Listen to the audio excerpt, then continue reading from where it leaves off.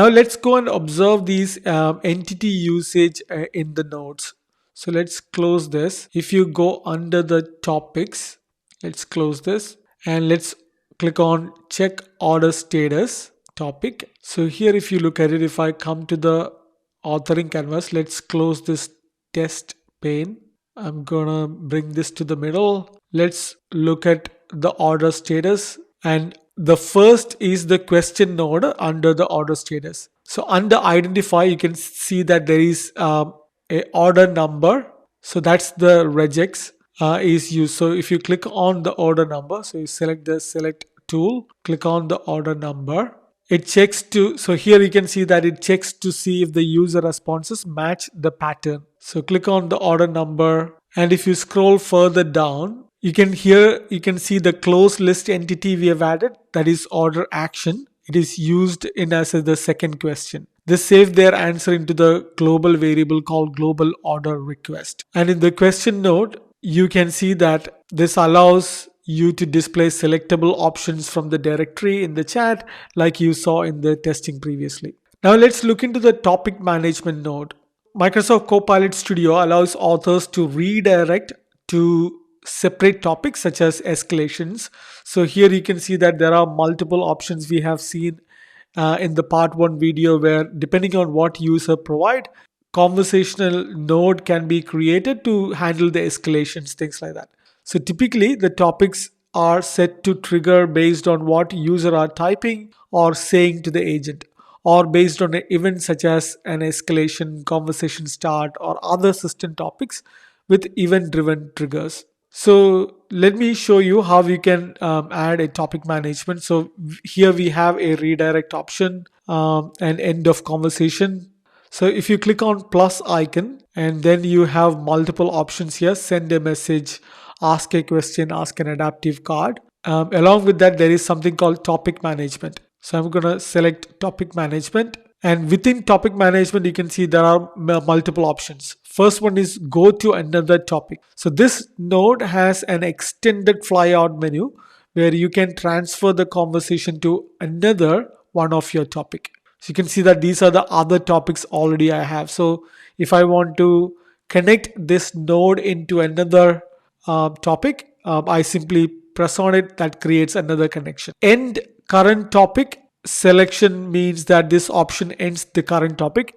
Typically you will see this option where the topic was called from another topic. It would be returned to where it was originally called from. You can also use this particular option in branching conditions. So if you select this option to end an entire topic of a branch, the behavior operates similar to the end all topic node. The next one is end all topics. So this node ends all active topics. The next message from the user is considered a new conversation and triggers the most appropriate topic based on their message. Next option is the available option is transfer conversation. The next one is transfer conversation. Select this option to transfer to an agent and send a contextual message. Next option is go to step. This allows the author of an agent to navigate to another node in the open topic. So this option is useful for looping scenarios or if you want to gather more information from the user. And finally, end conversation. So this sends an end of conversation activity. This can be useful for a client chat widget, for example, deployed to your website to know that the chat session is over. So to exit out of it, if you don't want to create anything, just click on an empty space in the authoring canvas. So that exit out of it. Next, look into reusable topic. To find out reusable topic, click on the view topic. So why would you use a reusable topic? Because large topics can be challenging to maintain and update. So it's a good idea to separate them when possible, especially parts of the conversation logic can be shared by multiple topics. So this concept is referred as reusable topic. And here you can observe the topic's own branching logic. So this separation of topics also makes trigger phrases more effective by creating clarity when mapping the phrases to specific topics. Another one I want to talk about is the rich text options for message and question notes. So if I click on add another question, if I click on add, ask a question and click on add, here you can see multiple options called message variation. This allows for additional preset messages to provide more diversity in agent responses. There is image option. This add an image to a message using a URL. There is video option. This allows you to add a video using a URL of a publicly available MP4 or a YouTube link.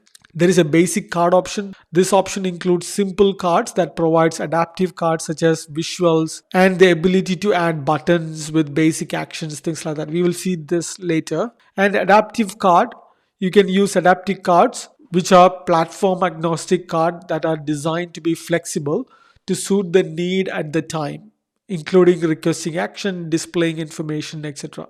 And quick reply, this option allows users to select from a specific option rather than needing to enter the response in the text-based scenarios.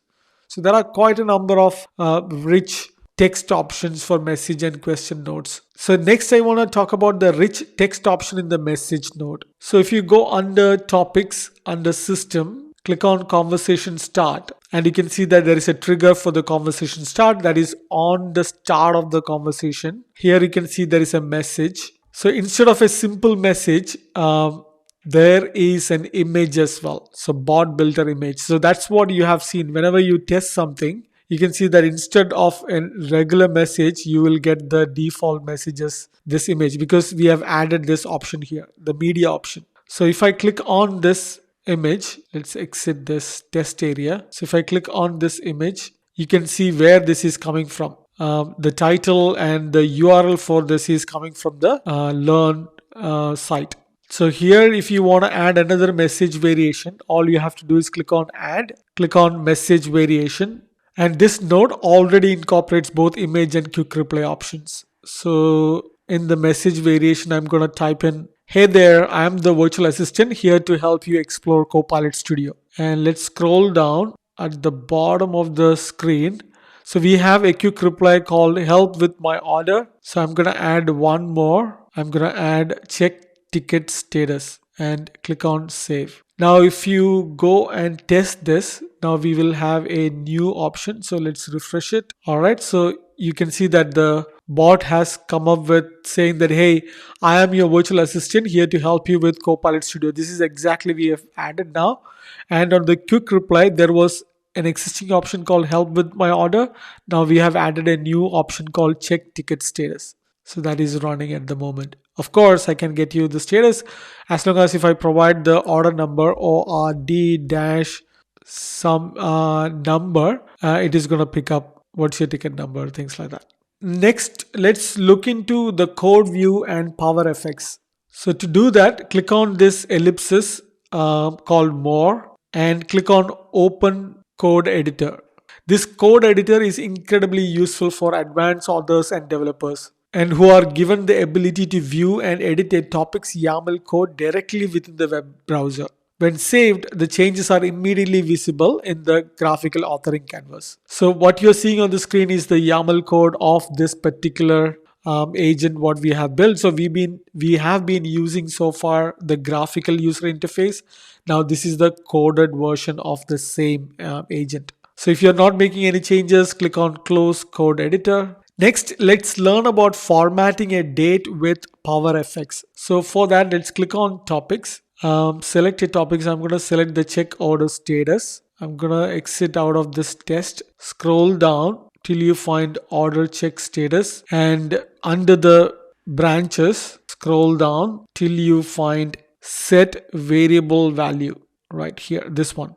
All right, so if you look at here, you can see there is a variable set called order delivery date. So under that, you can see to value. And if you click on this select variable, here you can see the Power Effects formula. So this formula takes today's date and time, for example, and adds 2 days to it and then format it in a long day format. For example, Saturday, June 2, 2035 or things like that. And set it as an order delivery date. Click cancel. And if you scroll down, Under that, there is a message node, and if you look at it, and this is formatted date using the order delivery date variable in its response along with the order number the user provided. So you can see that by clicking on this, you can see the order number should be delivered by the order delivery date based on the variable what we defined before. So if you click on the test agent now, here click on refresh. So if I ask a question, I like to check the status of order 001342. So there is a question asked to clarify, did you mean order check status or check ticket status? I'm going to say order check order status. What would you like to do with your order? Check. You can see that now. One moment, I'll check your order for you. Your order should be delivered by Sunday, May 11, 2025, because it took today's date and added 2 more extra days. That was the condition given, and it said that it will be delivered in 2 days. That is quite good.